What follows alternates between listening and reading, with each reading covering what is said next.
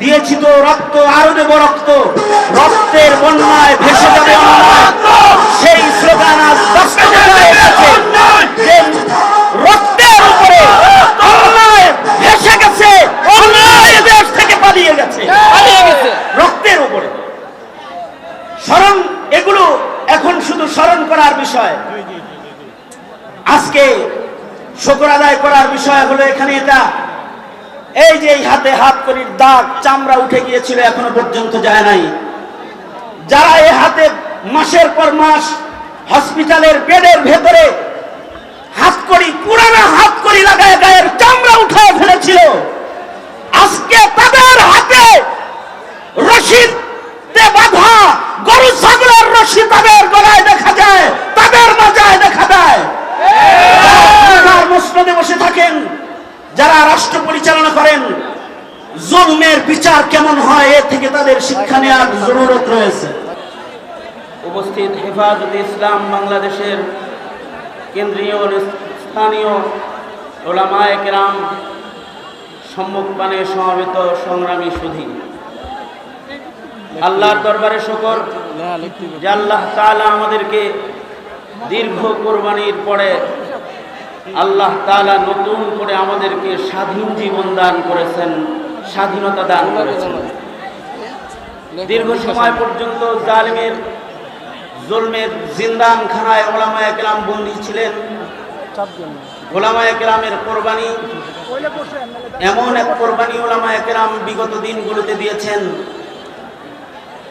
শাপলা চত্বর থেকে শুরু করে মোদি বিরোধী আন্দোলন, এর আগে ফতোয়া বিরোধী আন্দোলন, শাহবাগীদের নাস্তিক মোর্তাদের মোকাবেলায় উলামায়ে কেরামের কোরবানির আন্দোলন, মোদি বিরোধী আন্দোলন, সর্বশেষ জালেমের তখ্ত তছনছ করার সংগ্রামী আন্দোলন, যেটা ছাত্র জনতা করেছে।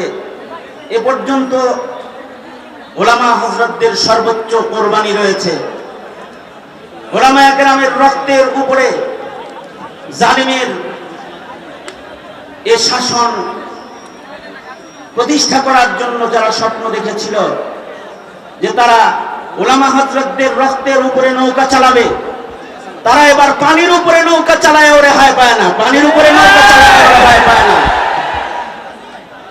সেই মুফতি আমিনী রহমাতুল্লাহি আলাইহির সংগ্রামী আন্দোলন থেকে শুরু করে এ পর্যন্ত ব্রাহ্মণবাড়িয়ার কোরবানি সর্বোচ্চ। মোদি বিরোধী আন্দোলনের সর্বোচ্চ শহীদের সংখ্যা ব্রাহ্মণবাড়িয়ার শহীদ বাড়িয়ার সৈনিকেরা তাদের রক্ত দিয়েছে। খুব মনে পড়ে শেখুল হাদিস আল্লামা আজিজুল হক রহমাতুল্লাহি আলাইহির একটি কথা, সেটা হলো তিনি বলতেন, ইসলাম এমন একটা বৃক্ষের নাম যে বৃক্ষের গোড়ায় পানি নয়, গায়ের তাজা রক্ত ঢালতে হয়। আর খুব স্মরণ পড়ে ব্রাহ্মণবাড়িয়ার সেই স্লোগানগুলোর কথা, যখন ব্রাহ্মণবাড়িয়ার মধ্যে মুজাহিদারা স্লোগান দিত, দিয়েছি তো রক্ত, আরো দেব রক্ত, রক্তের বন্যায় ভেসে যাবে অন্যায়। সেই স্লোগান আজ বাস্তবতায় এসেছে যে রক্তের উপরে অন্যায় ভেসে গেছে, অন্যায় দেশ থেকে পালিয়ে গেছে রক্তের উপরে। স্মরণ, এগুলো এখন শুধু স্মরণ করার বিষয়।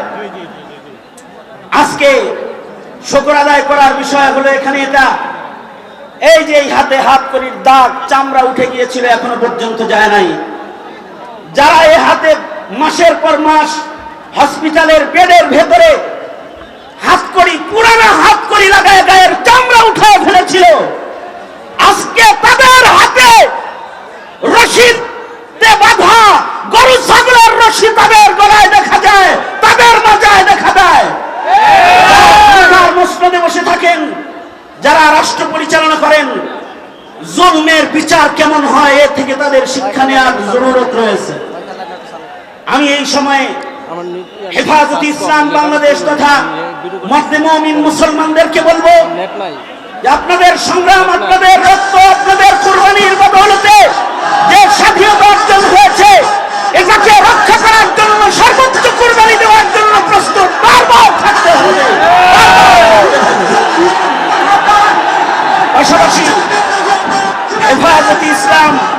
হেফাজতে ইসলাম বাংলাদেশের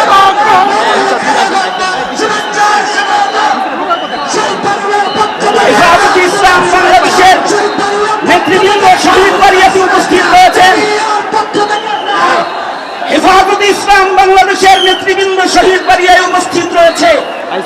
হেফাজত নেতৃবৃন্দের কাছে এই সমবেত গণসমাবেশের সংগ্রামী মুজাহিদদের পক্ষ থেকে আহ্বান জানাবো, এতদিন ছিল আমাদের রক্ত দেওয়ার পালা, এখন আমরা চাই আমাদের রক্তের বিচার।